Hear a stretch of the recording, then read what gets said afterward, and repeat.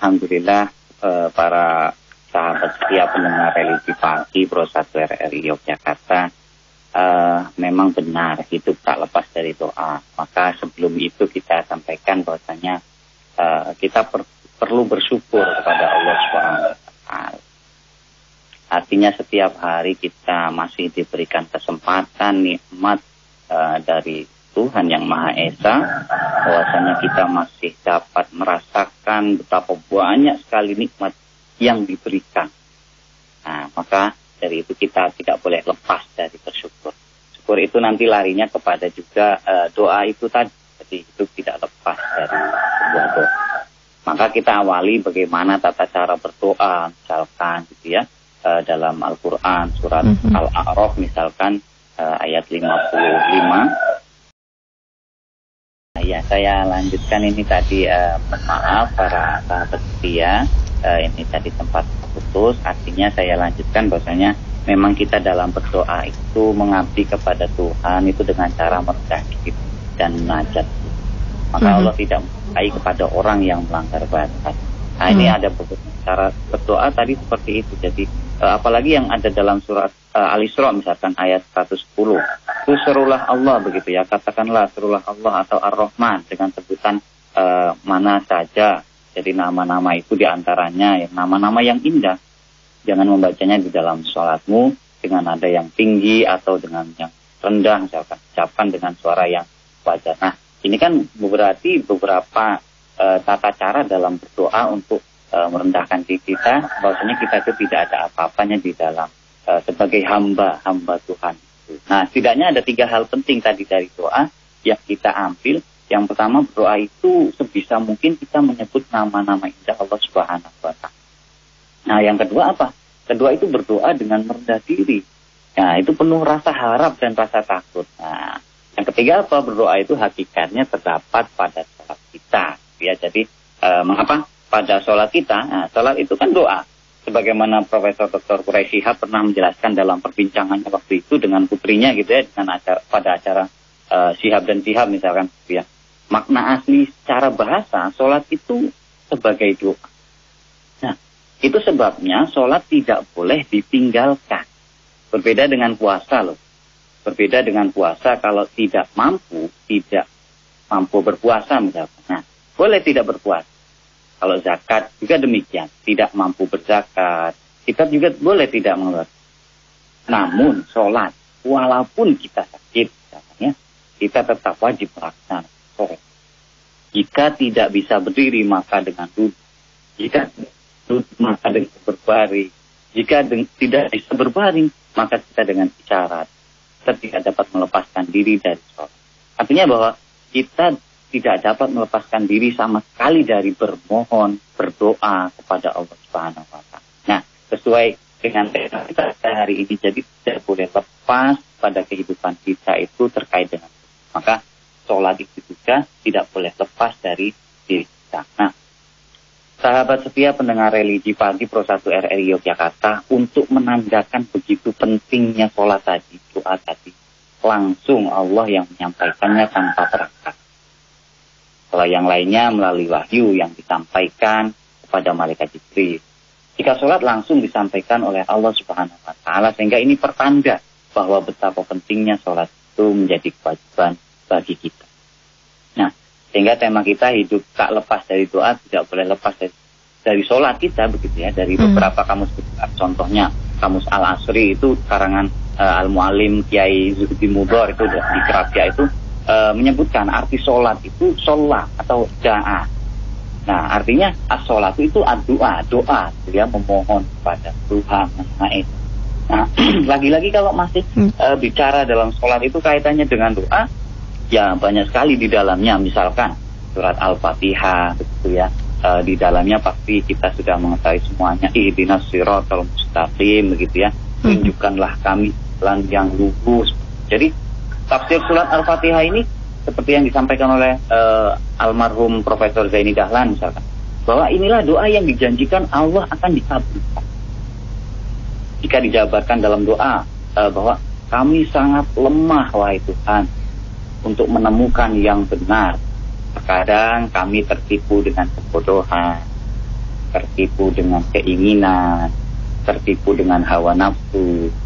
Nah, yang Maha Tahu, tunjukkanlah kami jalan hidup yang benar dan yang lurus, jalan yang Engkau kehendaki dan yang Engkau ridhoi. Nah, menarik. Jadi di sana keutamaan dari doa itu yang ada di dalam surat Al-Fatihah. Maka ketika di dalam hadis qudsinya itu diriwayatkan Abu Hurairah itu radhiyallahu anhu, Rasulullah bersabda, Allah itu berfirman, aku membagi Al-Fatihah itu menjadi 2 bagian. Sebagian untukku dan sebagian lagi untuk hambaku. Nah, misalkan Alhamdulillahirabbil alamin, hambaku telah memujiku. Kata Allah Subhanahu wa taala, Ar-Rahmanir Rahim, hambaku telah menyanjungku. Malik yaumiddin, hambaku telah memuliakanku. Iyyaka na'budu wa iyyaka nasta'in. Inilah batas antara aku dan hambaku. Nah, pada ayat selanjutnya apa? Ihdinas siratal mustaqim, siratal ladzina an'amta 'alaihim ghairil maghdubi 'alaihim waladdallin. Inilah permohonan hambaku, ia akan mendapatkan yang dimohon. Allah sendiri dalam hadis qudsinya mengatakan ia akan mendapatkan yang dimohon. Nah, tinggal khusyuk atau tidaknya akan berdoa memohon kepada Tuhan yang Maha, kepada Allah Subhanahu wa taala dalam ihdinas siratal mustaqimnya tadi itu. Ini sebuah permohonan seorang hamba yang akan tidak diberikan atau dikabulkan oleh Allah ketika kita berdoa. Jadi kita memang benar-benar ingin bahwasanya doa itu dijawab oleh Allah Subhanahu wa taala. Berkaitan dengan sholat tadi, ya ada juga misalkan jika seorang sujud gitu ya, harus benar-benar dengan 7 tulangnya, yaitu yang pertama dahi, kemudian kedua tangannya itu sudah 3, kedua lutut itu sudah 5, dan kedua ujung jari. Jadi itu semua dilakukan ketika sujud. Artinya keheningan sujud itu kita sebagai hamba meletakkan atau menempelkan dahi di dasar tanah sebagai pengorbanan penghambaan kita kepada Tuhan. Padahal dalam kehidupan masyarakat kita sehari-hari gitu ya, dahi itu kan sebagai terletak di atas, sangat agung, yang terletak di atas dan dihormati. Namun jika kita berkomunikasi dengan Tuhan dalam sholat itu, kita tidak berdaya, kita lemah, maka kita bersujud kepada Allah Subhanahu wa taala. Dahi itu diletakkan di lantai, di tanah, itu berarti sebuah pengorbanan kita. Nah, maka ada beberapa cara ya begitu ketika kita itu berhormat gitu ya. Hormat itu ada yang mengangkat tangan, itu juga dikatakan hormat. Di dalam sholat ada yang hormat dengan berdiri, di dalam sholat juga ada. Hormat dengan ruku begitu ya, seperti orang ruku itu juga hormat. Nah, dalam sholat juga ada. Hormat dengan sujud juga ada. Alhamdulillah dalam sholat ada semua. Nah, sahabat setia, pendengar RRI, pendengar religi ini pada pagi hari ini, kita sangat mengagungkan Allah itu tidak boleh lepas lah sehari-hari itu dengan walaupun kita hanya itu sudah berusaha gitu ya, ketika kita bekerja sudah maksimal sekali, kita ketika mengusahakan untuk mencari nafkah, untuk mencari materi dan lain sebagainya, apakah itu tidak dibarengi dengan oh tidak, maka dalam sholat marilah kita khusyuk, semoga semuanya bisa khusyuk begitu.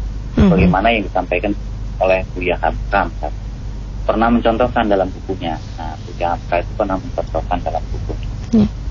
Kalau mau berhubungan dengan Allah, itu seperti seseorang sedang mencari stasiun radio. Nah, ini kita ingat dulu ketika kita stasiun radio, waktu radionya masih ini ya, masih zaman dulu gitu. Ia harus memutar sedikit, masih belum jelas. Putar lagi sedikit, masih kurang jelas. Putar lagi sampai menemukan gelombang yang paling jelas, yang sangat jelas. Nah, ternyata dicontohkan oleh Buya Hamka, begitulah dengan kekhusyuan kita dalam sholat. Nah, jadi kalau misalkan kita masih belum khusyuk gitu ya, masih barusan ikut-ikutan sholat, ya tidak apa-apa, dicoba lagi. Kita masih baru menghafalkan surat Al-Fatihah dengan surat-surat pendeknya, ya tidak apa-apa, itu namanya bermohon kepada Tuhan.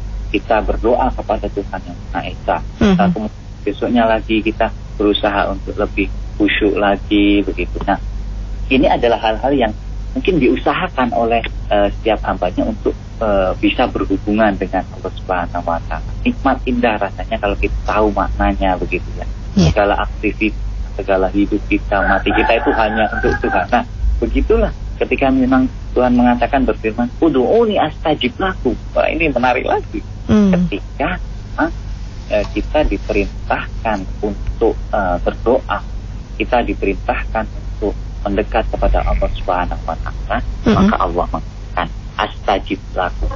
Saya akan memberikan, saya akan mengabulkan. Ud'uuni, kepadakulah para hambaku, jangan kepada siapa-siapa, maka aku akan mengabulkan itu.